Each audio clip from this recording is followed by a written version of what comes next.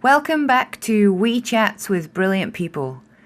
In this WeeChat, we talk to Sam Chase from the Sam Chase Band fame. Sam is a San Francisco native who gives great insights about how important the audience is for a performer and how they form a reciprocal relationship. He covers his views on how failure is not necessarily bad and is sometimes necessary in life. A view I firmly agree with. He also discusses how he prepares for his shows, which is a very interesting listen indeed. For fans of his music, we also asked him about his love of bones in his songs. So join us for this WeeChat that took place in San Francisco's Golden Gate Park. Welcome to WeeChats with Brilliant People, hosted by Dr. Allison Rodius, Professor of Sports Psychology at John F. Kennedy University. In each episode, Allison talks to highly successful people in music, sport, and the boardroom. She digs into the mental training techniques that they use to ride out the waves that challenge them in work and in life. So enjoy these WeeChats with Brilliant People.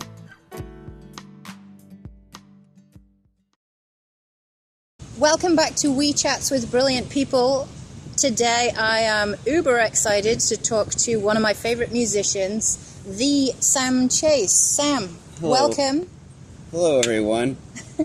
And I'm really honored to be included amongst the brilliant people that you speak of. I think that you might have gotten the wrong impression. Yeah, people say that, but I can assure you that I haven't. So, can we paint a picture for the listeners? Because obviously this is audio only. Can you describe where we are? We are in the middle of the Panhandle, next to Golden Gate Park in San Francisco.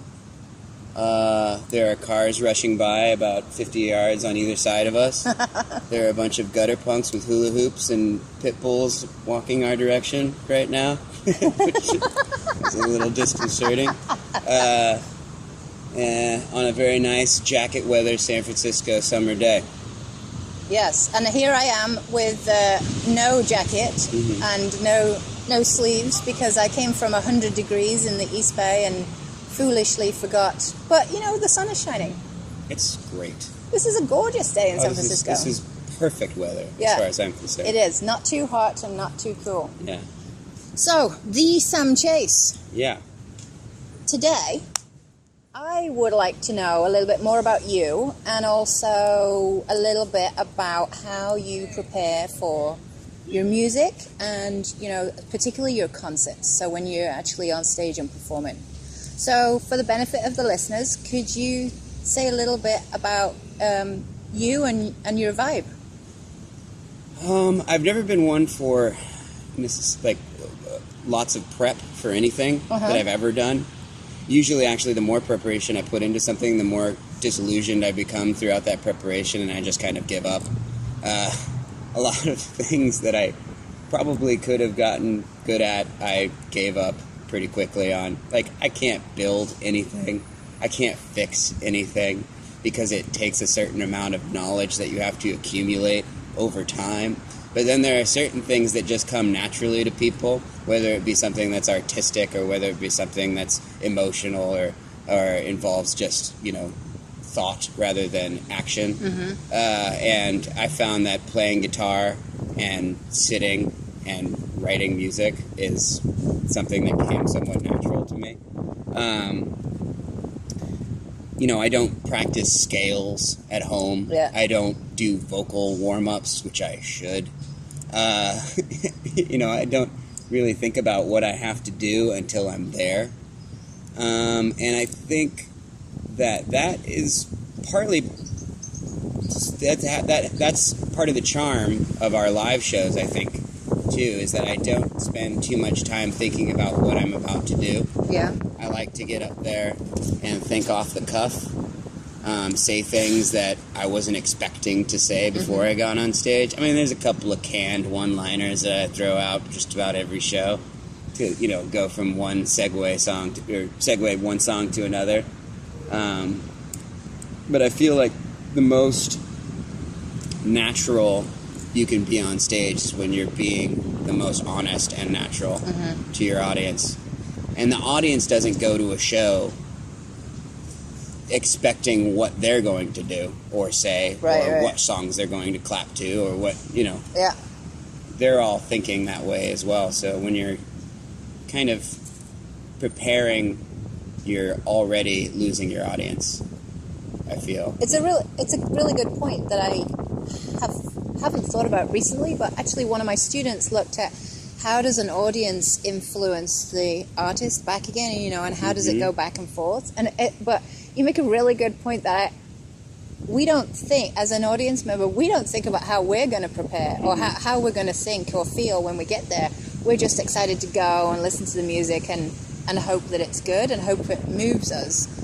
But you make a really good point that we don't prepare for that necessarily. It's such a reciprocal relationship where, it's almost canned and lame to see a band that's rocking out as hard as they can to like 10 people that could care less.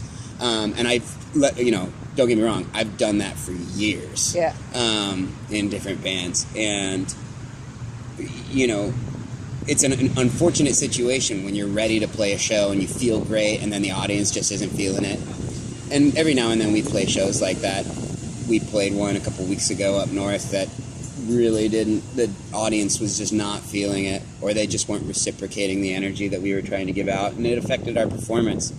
And we really kind of came out of that one feeling a bit sour, and our notes were a bit flat. And then the next night, we had an audience that was incredibly enthusiastic, and we had one of the most enthusiastic and ridiculous shows we played in a long time. So, it's not like you're going to a museum and looking at a piece of art that's already been made and constructed and is going to be seen the same way every single time. Right. This is an entertainment, and oh, hello, little dog. That's a very cute dog. Thank you so much. This is entertainment, and we're performers that are basically trying to create an experience for people, but the people that are watching the show are just as responsible for creating the experience for themselves. Yeah. And it's it's a balancing act. You can hold the audience in the palm of your hand, and you can just kind of roll them around, and any moment you could say the wrong thing and just drop them. Exactly. You can hold them in the palm of your hand, but how do you get them in there in the first place? I mean, what have you developed that over time that you've been able to do that? I think you just act natural, and you got to talk to the audience. You got to kind of bring them in and make them feel comfortable. It's kind of like going on a first date or something like that. You can't just talk at someone and expect them to just listen to you the entire time. You got to be able to communicate with the audience. And it's just nice to kind of bring them into the experience and make them realize that it's just a big party. It's not, and every show's different, obviously. We play really loud, obnoxious music. And so from time to time, it's good to kind of break it down and talk to an audience member. But then when you're playing a solo show to a very intense listening crowd, it's nice to, you got to know your crowd. And you get to know them over the course of a show. Now, I think that answer could be edited down and cut apart in many different ways. So I'm going to let you do that. No, I don't edit. You don't? No. Oh, great. I think I answered the question 3 different ways. Would you like to summarize? I mean, it means there's no one answer. It's fine. Moral of the story is just get to know your audience. Yeah. Because, they're there to have fun, and you're there to have fun. We're all in this boat together. Just one of us has a microphone. So how about this? You say you learn your audience as you're there. But what about in the very beginning? What do you do to make sure that you're having a good start? Sometimes it can be awkward, Like that first date, like you said. Yeah, I mean, it can be awkward, at first. Usually it takes a couple of songs for the audience to warm up anyways. So you're just kind of getting to know the stage, you're getting to know the PA, you're getting to know the sound of the room, and then the audience, and you're kind of reading different people, and, I like to look at the people that are in the audience And so I can see everybody. And audiences usually tend to think, like, once that person is on stage, they can't see you out in the audience. I can see every single person, and I'm looking at everybody. I can see the dude that's on his phone. I can see the person that just yawned. I can see the person that's having a great time that's way too drunk. I can see that one person that's talking way too much to the person that doesn't want to be talked to. I mean, it's... I like to look at everybody, and, you know, constantly also while we're playing the songs, I'm thinking about, you know, how can I maneuver this audience into somewhere where they're all in this together having fun? What can I say at the end of this song that'll make that person laugh or something like that? You know, it's as a musician, your job is to make sure that people are having fun and entertained. And it's not only by the music, as far as I'm concerned. I think that it's an entire experience. People don't go to say, I'm going to go to a club to hear a band tonight. They say, I'm going to a club to see a band tonight. Right. And seeing is just as important as the music that you're playing. So as you're playing then, and you're getting to know your audience, you obviously know your music so well because you wrote it and you've obviously, you know, played it quite a bit. You're able to know it so well and play it so well, it's kind of automatic. Then you can take in, you're really focusing on the audience a ton. Mm-hmm. Sounds like. Well, I mean... You're not in the sense of, you know, your instrument and the way that you're singing. It's more about, okay, what are you giving out and how are you getting it back? I'm really bad at remembering my lyrics. And there are times that my brain and my it's like I have two brains. I'll have the brain that's performing and then the brain that's right behind that brain that's totally messing with this brain, saying, you're not going to remember this next line. Look at that crazy girl over there. She's so drunk, you know, or like, you know, look at this over here. And just distracting me constantly. And, you know, so it's a balancing act for me to try and focus intensely on, it's like, no, I need to grab the emotionality of the song and I need to perform it in a way that, you know, people can have an emotional experience from it. And then at the same time, my more mathematical brain telling me, like, you know, you need to do, you know, say this after the song is done, remember your lyrics, you know, don't make that face. People hate it when you make that face. Or some people like it. Or it's like, oh God, is my fly down? You know, and so it's on stage. I feel like my brain, the cogs are spinning much, much faster than they normally do. I feel like my brain works at a relatively normal to slow pace most of the time. But whenever there's, say, a camera in my face or a microphone in my face or a audience in front of my face, my brain starts to go into overdrive, and I have multiple personalities talking to me all at once. So overdrive for you, is it always a good thing, or does it have its negative consequences? It's always a tightrope act. Yeah. I have no idea what I'm going to say. I know that I'm going to play this song at this time, but other than that, I have no idea what's going to happen. I wouldn't say that it necessarily has negative effects. I don't know. Sometimes I'll run my mouth off a little bit too much, but, you know, it's never gotten me into a situation that I couldn't then get myself out of. Right. So it's not like you mess up the lyrics or you. Oh, I mess up the lyrics all the time. But then you just get yourself back out of it quickly. I pretend to say nonsense words until I remember the other parts of the lyrics. Brilliant. Yeah. And most of the time, 99% of the time, people don't notice at all. I hope. So would you say you get nervous? Sometimes. What does that mean to you? Well, you know, sometimes I'm more nervous. Well, I used to get really nervous. Actually, I get really nervous in situations where I'm with, like, a handful of people. If you put me in front of an audience, the bigger the audience, the less nervous I am, the more excited I am, actually, just to get up on stage and see what this experience is going to bring me.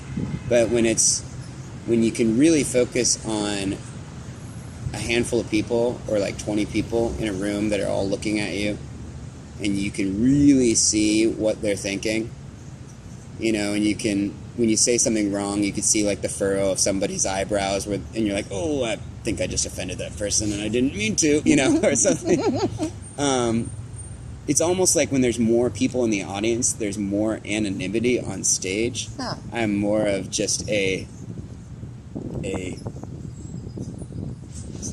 archetype that's on stage rather than a intimate performer that's performing intimately for you. I can be anybody up on stage, but when it's a very intimate situation, it's almost like exposing your soft white underbelly to any sort of lampooning that the audience might throw out at you. I like audiences that are loud and heckle a lot, and drunken audiences make it a lot more easy for me to kind of work through stuff, because at that point then I can be on the level. It's like, okay, I can mess with these guys back. But if there's being an intimate audience, I feel like I need to be respectful, and I've always had a very difficult time being respectful to people. What if it's 15 or 20 people who are drunk? It's easy. Then it's easy. But you're thinking that the 15 or 20 people are just, they're not acting out, they're not going to heckle you, because also it's back on them more. Yeah, well, and at that point too, it is really more of a performance rather than entertainment. What's the difference? Entertainment, anything can be entertainment. You could put an iPod on and it can be entertainment. A beer is entertainment. Anything that pulls you out of your not comfort zone, but anything that kind of brings you to a level of heightened happiness beyond what you're normally used to is entertainment. Sitting in the park is entertainment, as far as I'm concerned. But a performance is something where somebody is in front of you doing something that has that can bring you to that can bring you to that level, but they're separate entities. So when you do a concert, is it both entertainment and performance, or it's both? You can have both. Is it always both, or can it sometimes be separated out? For me, entertainment and performance, so it's both. They're always intertwined. I'm performing for people to entertain them. Okay. And that's my goal is during every performance is to make sure that everybody is entertained, because I can perform for anybody, and if nobody was entertained, it's devastating, because you're putting so much work into making sure that people, and performers and entertainers, they're people who have very, very fragile egos that they need to be loved and respected by everyone, and so they work very, very hard at being able to craft a performance that people can latch onto and enjoy. And you never want to get up there and pour your heart out and have people be like, that sucked. That's devastating. So I think I've crafted my performance around being a normal human being up on stage that can make people feel happy and entertained. Do you think typically performers are vulnerable? They feel vulnerable? It's almost like comedians are the saddest people when you get to know them. If you're going to really, really connect with strangers in a way that makes it seem like you've been friends forever, you need to really, really put a lot of hard work into becoming a person who can be able to be anybody at any given moment. You're crafting a persona that you can then present to people to make sure that, they like you. And I feel like comedians do that a lot. When you get to know a comedian, a lot of times they're not the same person that they were on stage. Right. and they, I feel like it's a, for most performers, that's the way it is. You can't be 100% genuine because most people wouldn't, you can't please everybody unless you're just a saint. But, show to show, my character will change and shift a little bit. I wouldn't ramble on this long at a show. Mm-hmm. And I probably wouldn't get into as deep stuff as we're talking about right now at a show. So yeah, I think, being able to change up your performer personality and know what people want and kind of read audiences quickly. And I think that being able to read a person that you just met also too requires a certain level of complexity in extreme happiness and extreme sadness. Being an empathetic person means having the full spectrum of feelings and emotions to be able to empathize with. So I think that it's taking a look into a mirror a lot more than normal.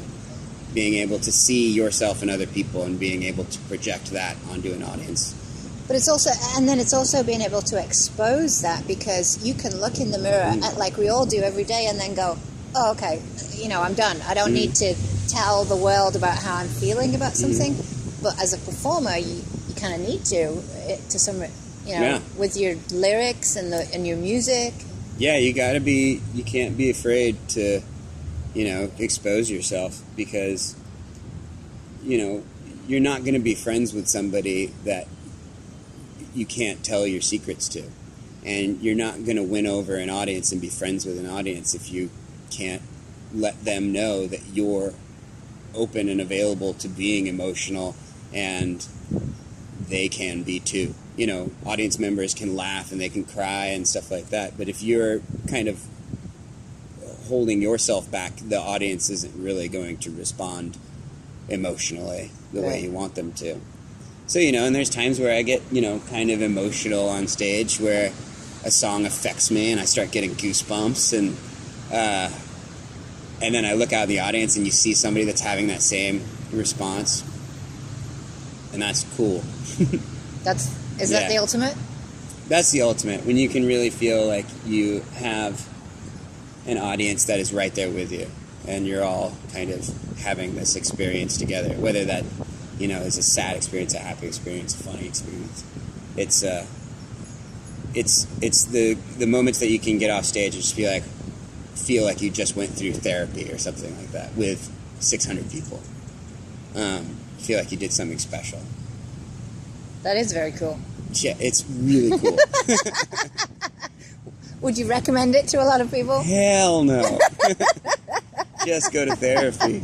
It's way easier. Way easier to do therapy than be a musician. Oh, and it's probably cheaper, too. I've been throwing money into a hole, just into a big empty pit, just throwing it in there for years, hoping that I'll get some bouncing back at me.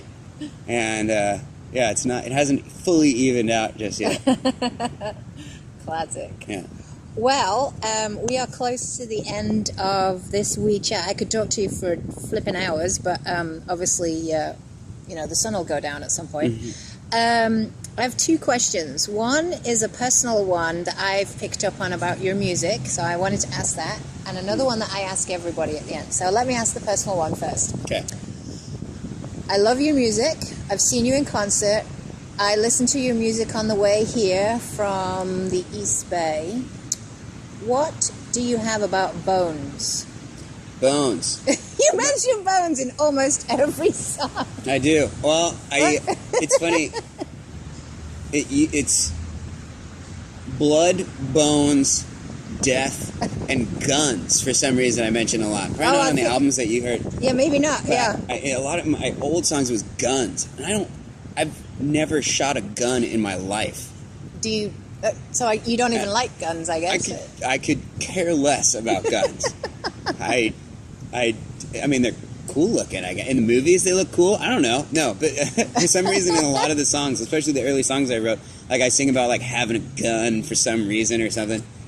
And I don't know. I think we can get off the guns part now.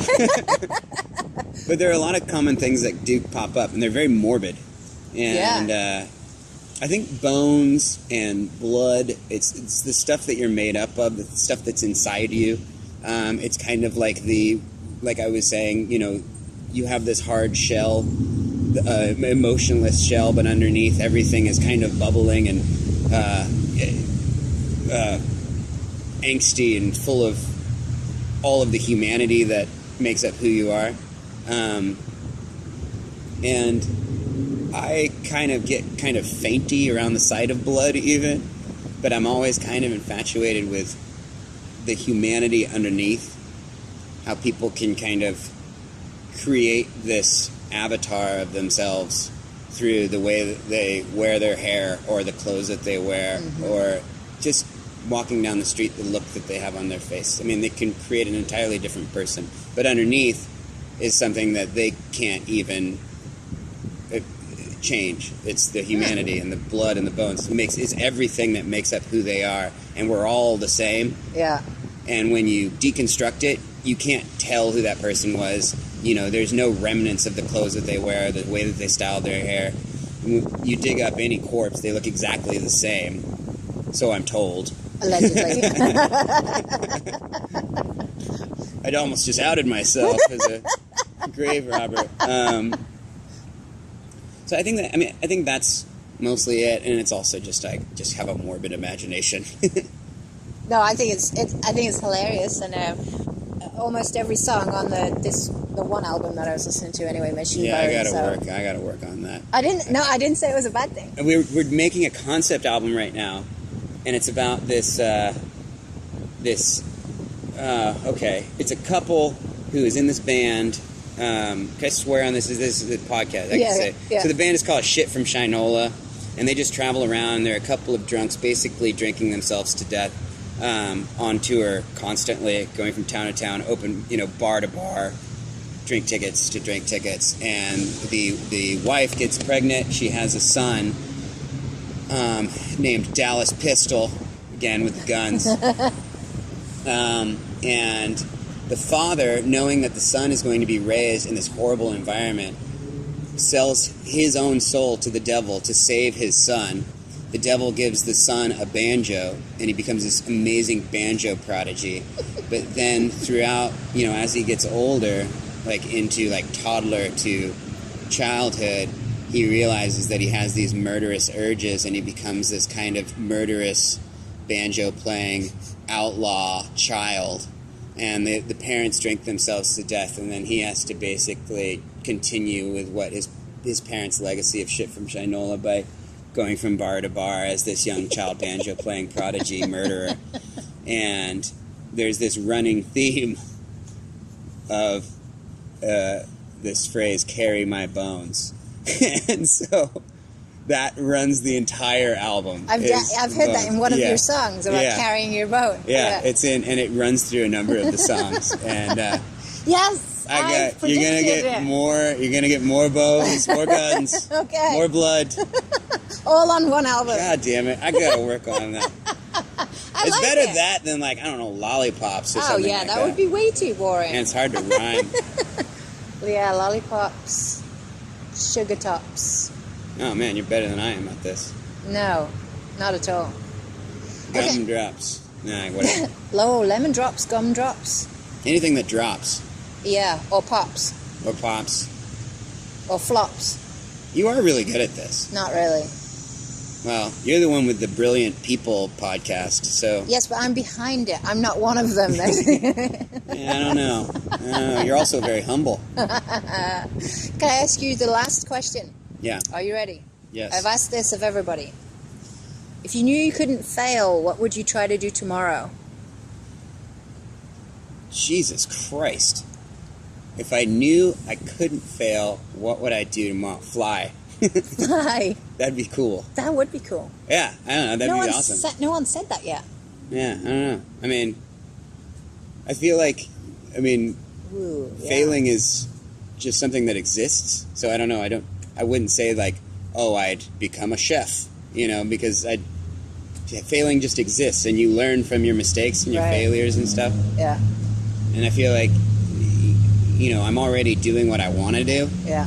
and I think all of the mistakes and failures that I've had have kind of made me much more well-rounded a person. And you can, you might as well do what you're going to do what you want to do, because you can always fail at doing what you don't want to do. So, yeah, I guess I'd probably do something that's impossible, which is fly. Because you couldn't fail. That's the whole idea of the question. Fly, I don't know. Brilliant. I think that sounds cool. Okay, well, on that image, Yeah. we will wrap up. So, thank you so much. Yeah. Cheers again. Let's get that on the mic. There we go. We are drinking We tea. are drinking tea. We are actually drinking tea out of the WeeChats mugs. Thank you so much, Yeah. the Sam Chase. The Sam Chase is a band. But you, I'm Sam Chase. oh, you're Sam Chase, Or you can call me Mr. Sam Chase. Mr. I could give you an honorary doctorate, Yeah? Dr. Sam Chase. Oh my god. That does have a nice ring to it, doesn't it?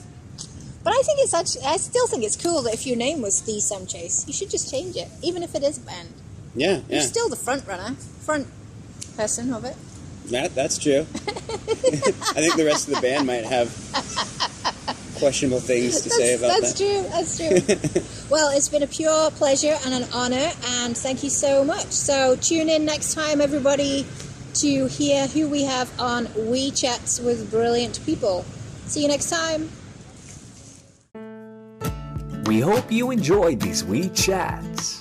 You can follow WeeChats with Brilliant People on Twitter at WeeChats and Facebook, and subscribe to the podcast series on iTunes or any Droid platform. WeeChats with Brilliant People.